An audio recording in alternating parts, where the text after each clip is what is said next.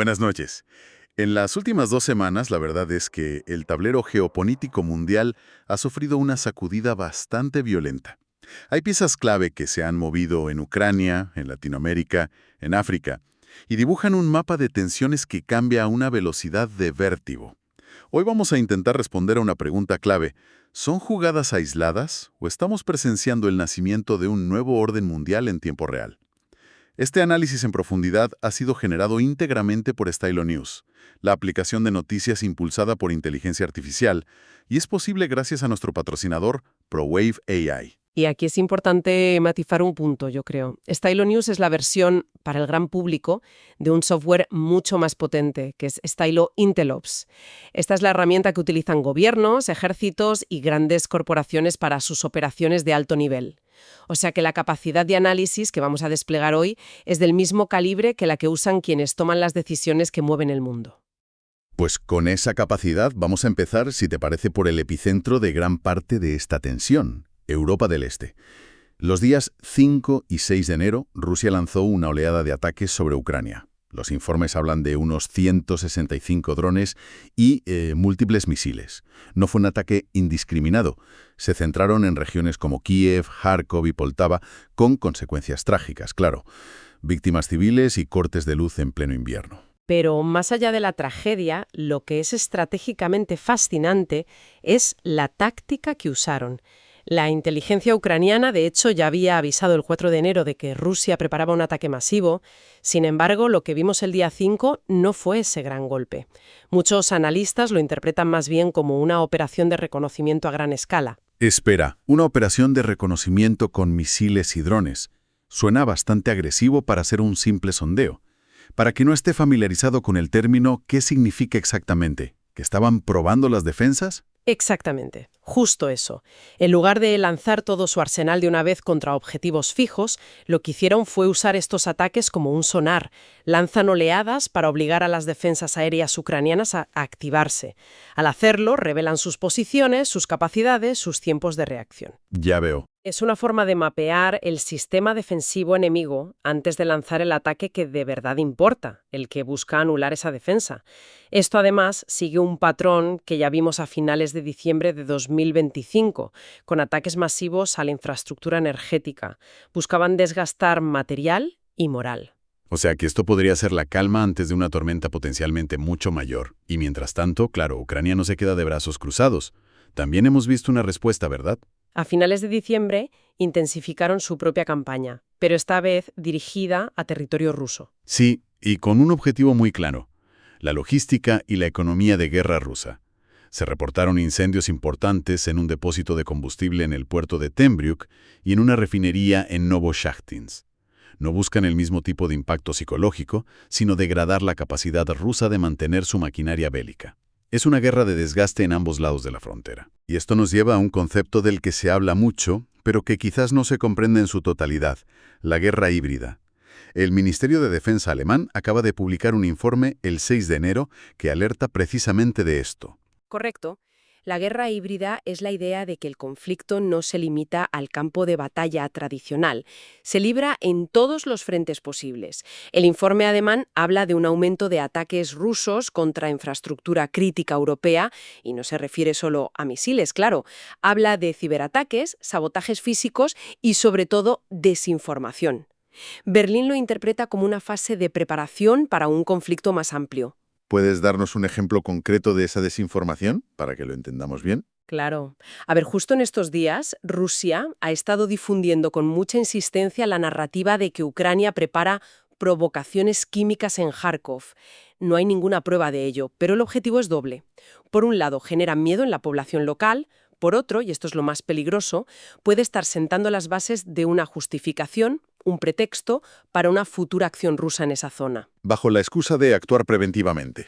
Efectivamente, es la batalla por el relato, que es tan importante como la batalla en el terreno. Un campo de batalla multifacético, desde luego.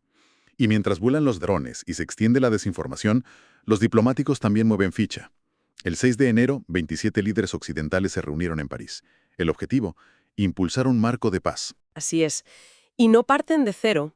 El eje de esa reunión es un borrador de plan de paz de 20 puntos que se ha estado negociando de forma muy intensa a finales de diciembre, sobre todo entre Ucrania y Estados Unidos, en reuniones en Miami y Mar-a-Lago. Es un plan muy ambicioso. Desgranemos ese plan, porque los detalles aquí son cruciales.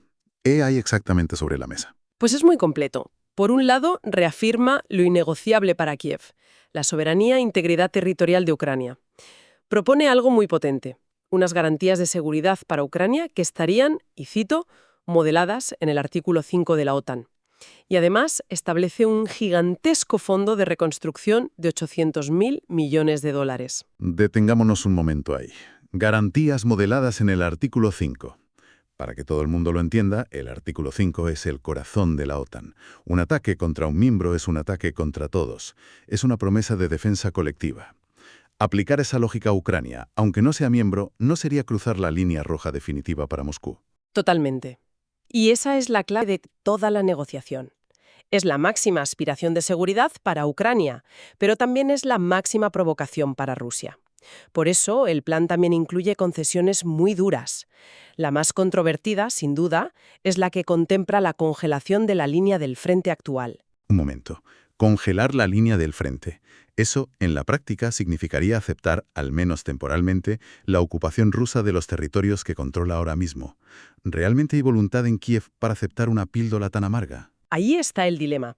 Para el presidente Zelensky, la prioridad absoluta son esas garantías de seguridad férreas, la certeza de que no volverán a ser invadidos en 5 o 10 años. Ha llegado a pedir públicamente a Reino Unido y Francia que desplieguen tropas como parte de una coalición. Claro, la idea es que si tienes tropas de potencias nucleares en tu suelo, el coste de un ataque se vuelve prohibitivo. Exacto. La concesión territorial sería el precio a pagar por esa seguridad a largo plazo. Pero políticamente, dentro de Ucrania, es una idea casi imposible de vender. Y por el otro lado de la mesa, ¿cómo reacciona el Kremlin a todo esto? Porque me imagino que su lista de exigencias no es corta. En absoluto. El Kremlin ha rechazado de plano esta propuesta. Sus demandas son las mismas de siempre, pero ahora las exigen con más fuerza. Quieren garantías por escrito de que la OTAN no se expandirá más hacia el este, un estatus de neutralidad permanente para Ucrania y, por supuesto, El reconocimiento de sus reclamaciones territoriales. eso es, unas reclamaciones que van más allá de la línea del frente actual. De hecho, unos documentos desclasificados recientemente de conversaciones entre Putin y George W. Bush demuestran que esto no es nuevo. Es una postura rusa inamovible desde hace décadas. Y utilizan cualquier suceso para reforzar esa postura. Hemos visto noticias sobre un supuesto ataque con drones a la residencia de Putin en Valdai a finales de diciembre. ¿Qué hay de cierto en eso? Pues la verdad es que no hay ninguna prueba concluyente. No se han presentado restos de drones, ni imágenes, nada. Pero para la estrategia rusa, que sea verdad o no es secundario.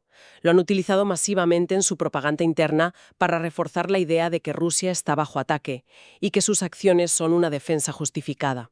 Y en medio de este tira y afloja está Estados Unidos, con la administración Trump actuando como mediador. ¿Cuál es su papel exacto? Es un papel de mediador muy pragmático, casi transaccional. Por un lado, facilitan las negociaciones, como vimos en Miami, pero por otro, no compran cualquier narrativa. El propio presidente Trump desestimó públicamente las afirmaciones rusas sobre el ataque a Valdai. Dijo que no había ni una sola prueba, ¿no? Exacto, de forma bastante tajante. Su enfoque parece ser, pongamos fin a esta guerra, que está costando una fortuna y desestabilizando la economía global. Y esto nos lleva a un punto que mencionan las fuentes, el cambio en el reparto de la carga económica. Vemos cifras que hablan por sí solas. La Unión Europea ha disparado su ayuda a Ucrania en 2025. Sí, es un cambio drástico y muy significativo. La UE ha superado los 30.000 millones de euros en ayuda a Ucrania durante el último año. Para ponerlo en perspectiva, en ese mismo periodo, la ayuda directa de Estados Unidos fue de solo 500 millones de euros. Es una diferencia abismal. ¿Qué nos dice este desequilibrio?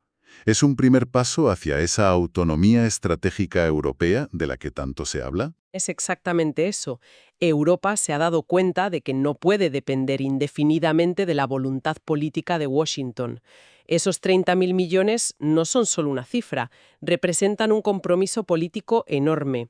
Implican un esfuerzo industrial para producir munición, sistemas de defensa, apoyo financiero. Es Europa asumiendo un rol de liderazgo en la seguridad de su propio continente, forzada por las circunstancias. Vale, el foco ha estado en Ucrania, pero has dicho al principio que el tablero se mueve a nivel global. Y mientras Rusia tiene gran parte de su atención y sus recursos fijados en el frente europeo, parece que Estados Unidos ha visto una ventana de oportunidad en lo que considera su patio trasero. Esa es la conexión clave. No se puede entender lo que ha pasado en Venezuela sin mirar a Ucrania.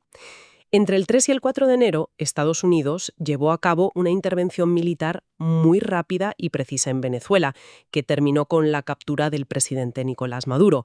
El timing no es casual. Es un movimiento de una audacia tremenda, la captura de un jefe de Estado. ¿Cuáles son las repercusiones inmediatas? Inmensas. A nivel diplomático, ha provocado la condena casi unánime de las potencias rivales de Estados Unidos. Rusia, China, Irán, lo han calificado de acto de imperialismo. Pero para Moscú es mucho más que eso. Es un revés estratégico de primer orden. Venezuela era uno de sus principales puntos de apoyo en el hemisferio occidental, una base de operaciones política, económica. Perder ese aliado es un golpe durísimo. Y este reajuste de influencias no se limita a Latinoamérica. Las fuentes también apuntan a un cambio de vientos en Asia Central, una región que tradicionalmente ha estado bajo la órbita de Moscú. Exacto. Países como Kazajistán o Uzbekistán, que durante décadas han dependido de Rusia, están diversificando alianzas. Ven a una Rusia empantanada en Ucrania que ha tenido que retirar tropas de la región para mandarlas al frente. Y están actuando en consecuencia. ¿De qué forma? Pues compran armamento a países de la OTAN como Turquía, exploran nuevas rutas comerciales que evitan pasar por Rusia, como el Corredor Medio. Es un movimiento silencioso pero sísmico. Así que Rusia pierde influencia en su vecindad y en Latinoamérica, ¿se resigna o busca compensar esas pérdidas en otros lugares? Busca compensarlo, sin duda. Y el nuevo campo de juego es África. En diciembre de 2025 hubo un golpe de Estado en Madagascar. Casi inmediatamente, Moscú reconoció al nuevo liderazgo militar y empezó a suministrarle armamento. Rifles de asalto, sistemas antitanque. Sí, es una jugada clásica, aprovechar la inestabilidad para establecer una nueva cabeza de puente. Están replicando el modelo que ya usaron en Malí o Burkina Faso. Quieren demostrar que siguen siendo un actor global. Entonces, si unimos todos los puntos, lo que tenemos es un conflicto central en Ucrania que actúa como un catalizador, acelerando tendencias globales. Una especie de efecto dominó a escala planetaria. Esa es la lectura correcta. No son eventos aislados, es un sistema interconectado. La presión en Ucrania crea un vacío en Asia Central. La distracción en Ucrania crea una oportunidad en Venezuela. La pérdida de influencia en un sitio obliga a buscar oportunidades en otro. Todo está ligado. Bien, después de analizar todo esto, la pregunta es obligada. ¿Qué debemos vigilar en las próximas semanas? ¿Cuáles son los puntos calientes que van a definir la agenda? Yo destacaría 4 frentes principales. El primero, sin duda, el desarrollo de las conversaciones de paz de París a lo largo de este mes. El resultado es muy incierto. Y de eso dependerá la intensidad del conflicto en primavera. Desde luego. El segundo, la consecuencia de ese reconocimiento armado que mencionabas al principio, la posibilidad de nuevos ataques rusos a gran escala en Ucrania. No es una cuestión de si ocurrirán, sino de cuándo y dónde. Exacto. Tras mapear las defensas, es muy probable que veamos un intento de golpe contundente en las próximas semanas. El tercer punto nos lleva de nuevo a América. La transición política en Venezuela. La captura de Maduro no garantiza la estabilidad. Para nada. ¿Cómo reaccionarán las potencias globales? ¿Habrá un gobierno de transición estable? ¿Intentarán Rusia o China desestabilizar? Esa región va a ser un foco de tensión. ¿Y el cuarto? Y finalmente, el cuarto punto, que es más silencioso pero igual de importante.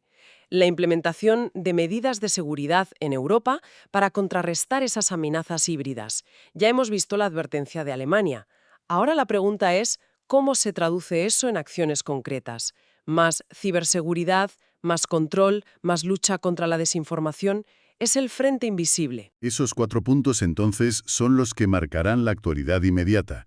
Queremos recordar que este análisis detallado, capaz de conectar eventos desde Kharkov hasta Caracas, ha sido posible gracias a la capacidad de Stylo News para procesar y sintetizar información. Hablamos de más de 250 fuentes a nivel mundial en más de 20 idiomas. Stylo News es una aplicación disponible para móvil y ordenador que permite a cualquiera crear sus propios informes de inteligencia personalizados, seleccionando fuentes de noticias tradicionales y también de la plataforma X, para crear sus propios análisis de noticias bajo demanda, impulsados por inteligencia artificial. Pueden suscribirse a Stylo News en www.stylonews.com. Muchas gracias por habernos acompañado en esta exploración de la actualidad global. Ha sido un placer desentrañar estas claves. ¿Les gustaría que pusiéramos el foco en el futuro? No duden en hacérnoslo saber. Y no olviden seguir a Stylus News en sus redes sociales favoritas para mantenerse informados al minuto. Buenas noches.